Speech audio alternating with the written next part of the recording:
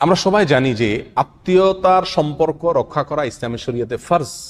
কোরআনে কারিমে বহু জায়গায় বিষয়ে গুরুত্ব আরোপ করা হয়েছে এবং সবচেয়ে বড় অপরাধ সমূহের মধ্য থেকে, কবিরা গুনাহ সমূহের মধ্য থেকে একটি হলো রক্ত সম্পর্কে আত্মীয়ের সঙ্গে কি করা, সম্পর্ক ছিন্ন করা। কিন্তু আমাদের জীবনে এমন কিছু পরিস্থিতি আসে যে পরিস্থিতিগুলোতে আসলে আত্মীয়ের সাথে সম্পর্ক রক্ষা করা যায় না, ছিন্ন করতে হয়, সেটা সাময়িকের জন্য হলেও। তো এরকম কোন পরিস্থিতি কি আছে যে পরিস্থিতিতে আত্মীয়ের সঙ্গে সাময়িকের জন্য হলেও সম্পর্ক ছিন্ন করার অনুমোদন ইসলামে আছে? এর উত্তর হলো হ্যাঁ, এরকম কিছু পরিস্থিতি আছে যে পরিস্থিতিতে আপনি বাধ্য হয়ে আত্মীয়ের সঙ্গে সম্পর্ক না রাখা কি আছে, আপনার জন্য জায়েজ আছে। অর্থনৈতিক কারণে, ব্যক্তিগত রেশারেশির কারণে, পাওনা দেনার কারণে, বোঝাপড়ার অভাবের কারণে, এ জাতীয় কোনো কারণে আপনি তার সঙ্গে সম্পর্ক ছিন্ন করা জায়েজ নাই। সাময়িকের জন্য সম্পর্ক ছিন্ন করা জায়েজ আছে যদি এরকম হয় যে তাকে ত্যাগ করলে, তার সঙ্গে সম্পর্ক ছিন্ন করলে, তার থেকে দূরে থাকলে তার উপকার হবে। আছে না এরকম? ছোট ভাই বেরাদার অথবা বড় ভাই বোন, রক্ত সম্পর্কীয় আত্মীয়, নামাজ পড়ে না, রোজা রাখে না, খারাপ কাজ করে, বা যে কোনো কারণে তার সংশোধনের প্রয়োজন, এই মুহূর্তে আমি তার থেকে দূরে থাকলে, তার সাথে কথা না বললে, রাগ করে থাকলে, অভিমান করে থাকলে তার সংশোধনের আশা করা যায়। এরকম যদি হয় তাহলে তাকে সাময়িকের জন্য কি করা যাবে, ত্যাগ করা যাবে।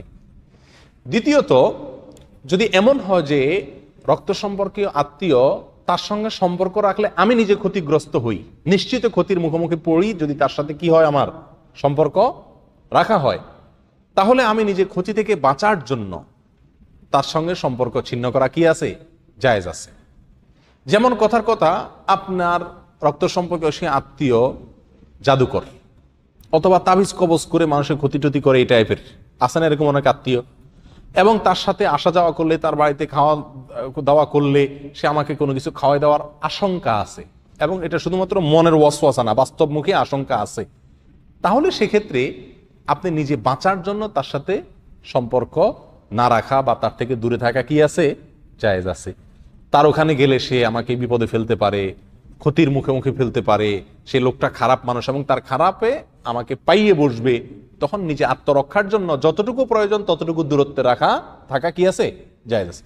ফোনে কথা বললে তো আর ক্ষতি করতে পারবে না, তবে ফোনে অবশ্যই কথা বলতে হবে। এরকম পরিস্থিতিতে যদি ফোনে কথা বললেও সমস্যা হয়, সে আমাকে হত্যা করবে, খুন করবে, শত্রুতা করবে, এরকম আশঙ্কা থাকে, তাহলে যতটুকু দূরত্ব থাকলে নিজে হেফাজতে থাকতে পারবেন ততটুকু দূরত্বে থাকা কি আছে, জায়েজ আছে। কারণ ইসলাম আমাকে বাধ্য করে নাই যে আমার ক্ষতি করেও আমি তার সাথে কি করব, সম্পর্ক রাখবো।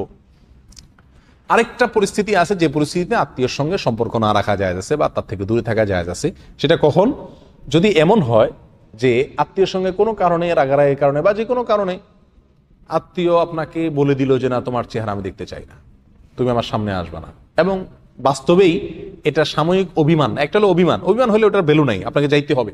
যদি এমন হয় যে না, সে সত্যি সত্যি আপনাকে দেখলে অনেক মনে কষ্ট পায়, আঘাত পায়, অথবা আপনি কথা বললে তার মেজাজ গরম হয়, আরো সম্পর্ক নষ্ট হয়ে যাবে এরকম মনে হয়, তাহলে সেক্ষেত্রে তার সঙ্গে দেখা করতে গিয়ে বা তার সাথে কথা বলতে গিয়ে যদি তাকে কষ্ট দেওয়া হয় এবং এই কষ্টটা আস্তে আস্তে বাড়বে এরকম মনে হয় এবং পরিস্থিতি খারাপের দিকে যাবে মনে হয়, তাহলে স্বাভাবিক হওয়া পর্যন্ত তার সঙ্গে দূরত্ব রাখা কি আছে, জায়েজ আছে, সম্পর্ক না রাখা জায়েজ আছে।